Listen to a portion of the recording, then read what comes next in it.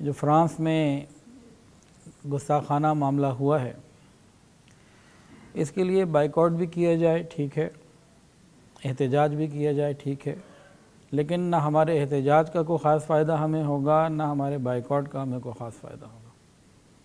نہ دشمن ان دونوں باتوں سے ڈرنے لگا۔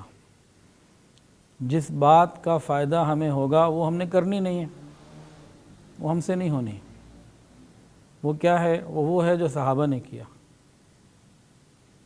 کہ نبی علیہ السلام سے محبت، ایک ایک سنت کو اپنی زندگی میں لانا، گناہوں کو اپنی زندگی سے نکالنا، پاکیزہ ہو جانا، کردار کو اپنا لینا۔ یہ ہم سے ہونا نہیں ہے۔ جس سے فرق پڑنے لگا ہے ہمیں بھی اور کفر کو بھی ہیبت آئے گی، وہ ہے کہ ہماری زندگی اللہ کے حکم اور نبی کے طریقے کے مطابق ہو جائے۔ اس طرف ہم چلنا نہیں چاہتے، حرام ہم چھوڑنا نہیں چاہتے، نامحرموں سے رابطے ہم چھوڑنا نہیں چاہتے، گناہ ہم چھوڑنا نہیں چاہتے۔ تو خالی میں بائیکاٹ یا احتجاج کی نفی نہیں کر رہا، لیکن یہ اصل چیزیں نہیں ہیں۔ اصل تو یہ ہے کہ ہم کلمہ پڑھنے والے نبی کے طریقے پر آ جائیں، اور اس کے لیے ہم بالکل تیار نہیں ہیں، بالکل تیار نہیں ہیں۔ جو حالات جا رہے ہیں تو آگے حالات اور خرابی کی طرف بڑھیں گے ہر چیز میں۔ مجھے تو کوئی خیر کی بظاہر اچھی امید نظر نہیں آ رہی ہے۔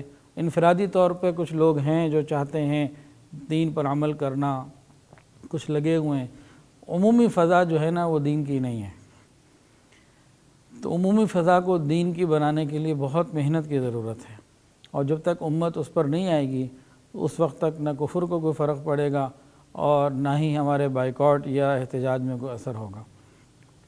احتجاج کرنا ہے تو اپنی تنہائیوں کو پاکیزہ کرنے کے لیے اپنے ہی نفس کے خلاف کیجیے، تو اس احتجاج کے بعد دوسرے احتجاج کا ہمیں خوب فائدہ ہوگا۔ اللہ تعالی ہمیں سمجھ عطا فرمائے۔ دعا ہے کہ اللہ تعالی ہمیں اپنی آنکھوں سے امت کی عظمت، امت مسلمہ کی پوری دنیا کے اندر عزت کا ماحول ہمیں دکھائے، اور مرنے سے پہلے ہم اس شان کو دیکھتے چلے جائیں جو صحابہ کے زمانے میں تھی، تابعین کے زمانے میں تھی۔ وہ سب اس لیے تھی کہ تقوی کا زمانہ تھا، تقوی عام تھا۔ آج تو جھوٹ کا زمانہ ہے، تو جھوٹے لوگوں کو ترقی کہاں ملا کرتی ہے۔ ویڈیو کے نیچے سبسکرائب کے بٹن پہ کلک کریں، بیل کے آئیکن پہ کلک کیجئے تاکہ ہر نئی ویڈیو کی نوٹیفیکیشن آپ کو مل جائے۔